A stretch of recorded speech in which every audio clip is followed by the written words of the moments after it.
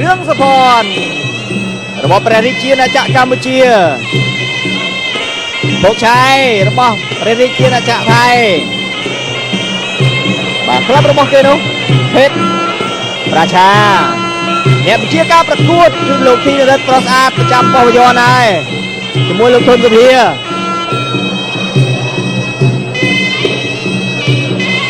បាទនៅអ្នកមានប្រស្អាតមួយទៀត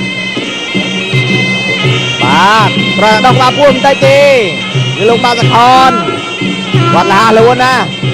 បាទដូចហុងជីងប៉ាអញ្ចឹងឥឡូវនេះបន្តការប្រកួតនៅលើសង្វៀនប្រកួតទៀត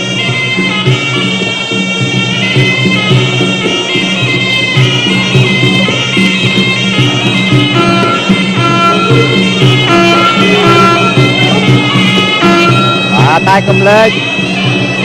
ទេសនាការប្រកួតនៅថ្ងៃទី15ខែតុលារបស់ក្រុមហ៊ុនកាវីរីអូរៀនកីឡាករអង្គរបៀបប្រកួតយកតំណែងលេខ1និងលេខ2ជាមួយនឹងវីសរ៉េយ៉ាន់ឌិនបុតផនកុសលប្រកួតយកលេខ3លេខ4ជាមួយនឹងកីឡាករហឹមសារ៉ាន់បាទគ្រាប់ទឹកទី1នេះប្រកាសស្ទាបសឹងរវាងកីឡាករបង្គោលក្រហមរឿងសុផាន់និងបង្គោលខៀវភោគឆៃ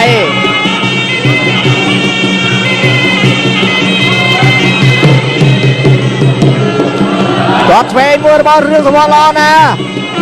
ភោគឆៃតត់ស្ដាំសងសុផាន់តត់ឆ្វេងសង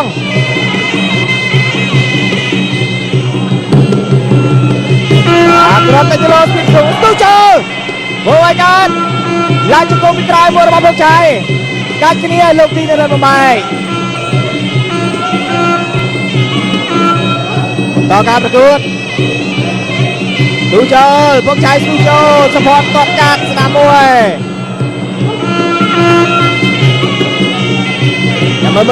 សងសឹកឲ្យយកចាប់ផ្លែបានមិនបានរឿងសុផាន់គាត់ញ៉ាំមកដើរចូលទូចូលធ្វើកាត់បាត់ឆ្វេងម្ដាយចង់បោះពោះកីឡាករភោគឆៃមានការកំកោអូហូមិនទៅទេលឿនតន់ចិត្តចិត្តបញ្ចប់ក្នុងទឹកទី1ដែរបាត់ឆ្វេងដៃល្អណាស់បាត់ឆ្វេងដៃរបស់សុផាន់បាត់ទៀតអូទី1នេះទៅទូចូលអូលោកទីនៅកំពុងតែមើលបាទឡាយខុសបាត់ជាក្នុងការប្រកួតសូមញ៉ាំរូបភាពនេះដល់បងប្អូនកំពុងទស្សនាតាមកញ្ចក់ LED នៅសង្វៀនស្ទឹងមានជ័យផងដែរចប់ទឹកទី1ដែរទី2 round 2 round ទឹកទី2ថ្លែងអំណរគុណដល់ក្រុមហ៊ុនក្រាវីលីអូកំពូលអ្នកប្រដាល់ឲ្យខាត់ពេលយូរស្វាគមន៍គ្នាមួយទៀតលើប្រភេទទម្ងន់67គីឡូក្រាមគូមុនយកចាប់ផ្លែខាញ់មួយដល់ថ្ងៃនេះអាច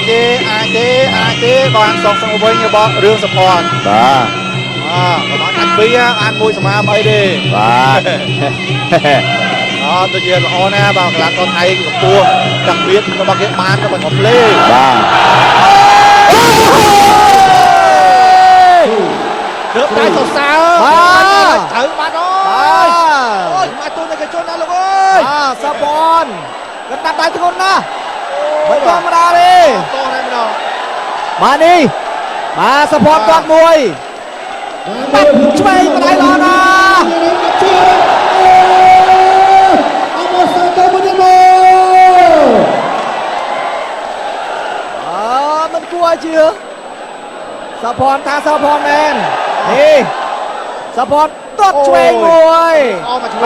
មកឆ្វេងម្ដាយទៀតចំល្អណាស់មកឆ្វេងបាទព្រោះសរសៃទាំង32បាទសន្លប់បាត់មាត់ស្ងាត់ជើងបណ្ដារាប់10រាប់10 100ក៏មិនងើបដែរលោកសរសៃទៅសូងថ្ងៃនេះទុនអ្វីរបស់អស់ហើយបាទមកដៃហ្នឹងមិនតន់ដឹងខ្លួនទេបាទថ្ងៃនេះរឿងសុផាន់មិនតន់បានបញ្ចេញកែងមកគាត់ហងបាទនៅកែងពឹសបាទកែងពឹសបញ្ចេញទេបានតែបញ្ចេញកំដាប់ដៃធំមុំបែកវិញ្ញាណសិលាអូរឿងសុផាន់